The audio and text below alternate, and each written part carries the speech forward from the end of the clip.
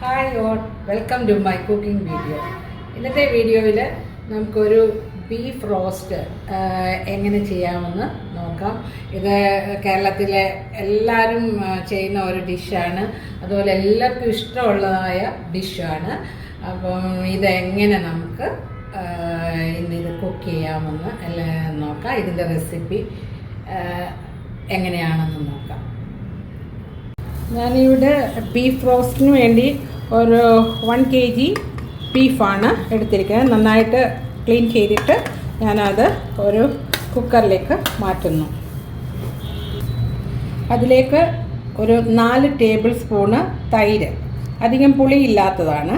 അതായത് ഈ മീറ്റ് ഒന്ന് സോഫ്റ്റ് ആകാൻ വേണ്ടിയാണ്.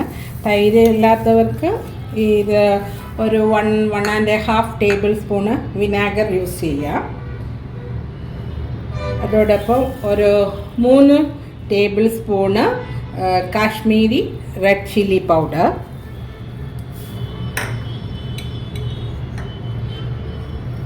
1 table spoon normal chilli powder,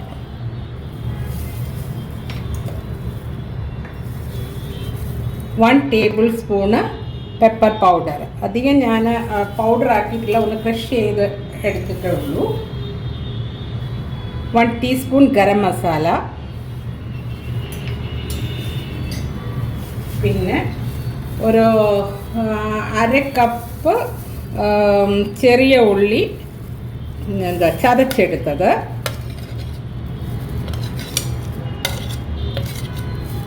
പിന്നെ കുറച്ച് കറി ലീവ്സ്,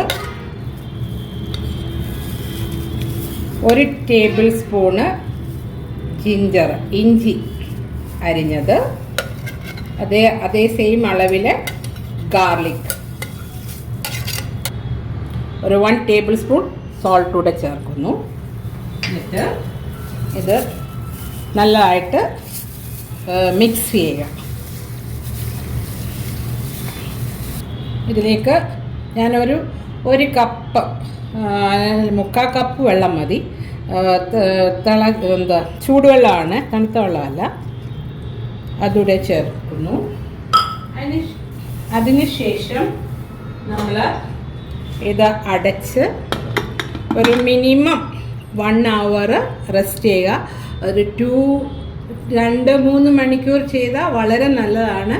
കുറഞ്ഞത് 1 മണിക്കൂറെങ്കിലും റെസ്റ്റ് ചെയ്യുക. ഞാനിപ്പോൾ 1 മണിക്കൂർ വെക്കുന്നുള്ളൂ. അപ്പം അത് കഴിഞ്ഞിട്ട് അടുത്ത അതിൻ്റെ പ്രോസസ്സ് കാണിക്കാം. ഇപ്പം നമ്മുടെ ആ ബീഫ് ഏകദേശം 1 hourന് മേലെ, ഒരു 1.25 മണിക്കൂർ റെസ്റ്റ് ചെയ്യാൻ വെച്ചിട്ടുണ്ട്. ഇനി നമുക്ക് ഇത് കുക്ക് ചെയ്യാം.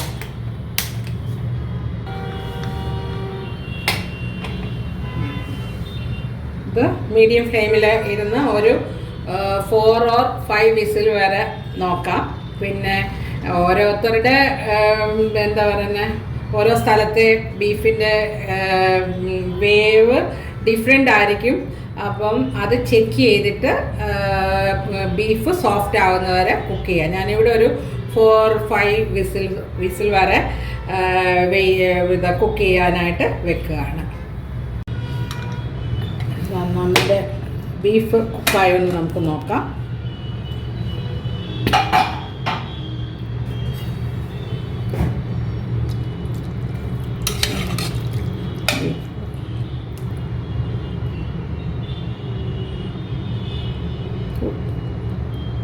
കുക്കായിട്ടുണ്ട്. അപ്പോൾ ഇതിനകത്ത് കുറച്ച് വെള്ളമുണ്ട്. അതുകൊണ്ട് ഞാൻ അത് കുറച്ചുകൂടെ വെള്ളം നമുക്കൊന്ന് പറ്റിച്ചെടുക്കാം. ഇത്രയും വേണ്ട. അതിനായിട്ട്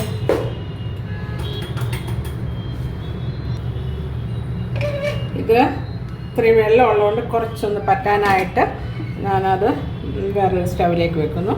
അതൊന്ന് പറ്റി വരുമ്പോഴത്തേക്ക് നമുക്ക് ഇനി ഇതിൻ്റെ അടുത്ത സ്റ്റെപ്പ് നമുക്ക് എന്താണെന്ന് നോക്കാം. ഞാനൊരു കടായി വെച്ചു. അപ്പോൾ അതിലേക്ക് ഒരു 1/2 കപ്പ് കോക്കനട്ട് ഓയിൽ,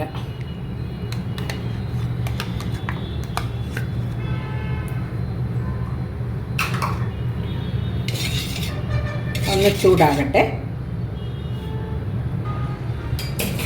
എണ്ണ ചൂടായി. അതിലേക്ക് 1 ടീസ്പൂൺ കടുക് ഇടുന്നു.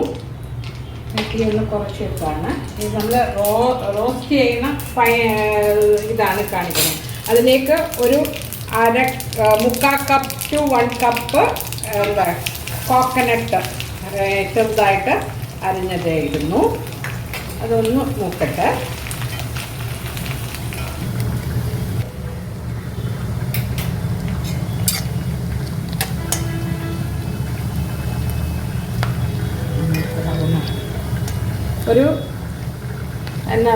ഒരു ലൈറ്റ് ബ്രൗൺ ആവുന്നത് വരെ ഈ കോക്കനട്ട് മൂപ്പിക്കുക.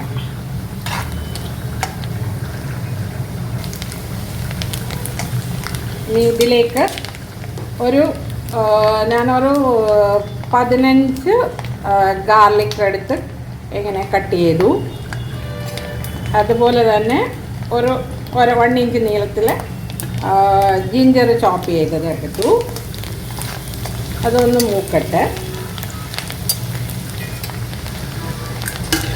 അതിലേക്ക് 3 ഡ്രൈ ചില്ലി ഉണക്കമുളക് ഇട്ടു.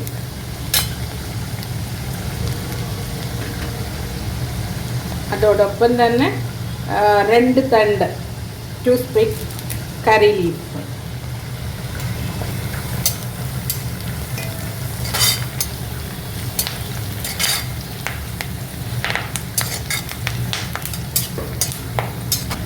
അത് കളർ ചേഞ്ച് ആയിട്ടുണ്ട്. അതിലേക്ക് 1 കപ്പ് ചെറിയ ഉള്ളി ഷാലറ്റ് അരിഞ്ഞത് ചേർക്കുന്നു.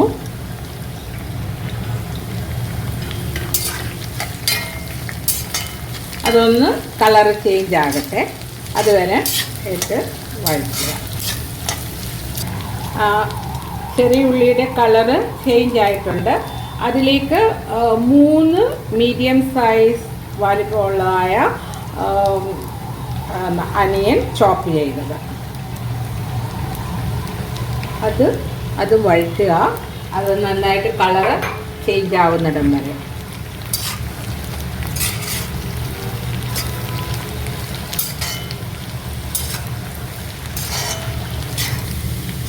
ഉള്ളിയെല്ലാം നന്നായിട്ട് വഴഞ്ഞിട്ടുണ്ട്. ഈ ഒരു സ്റ്റേജിലെത്താൻ എനിക്കൊരു 7-8 മിനിറ്റ്സോളം എടുത്തിട്ടുണ്ട്. അപ്പം ഇത് ഇത്രയും വഴന്നാൽ മതി.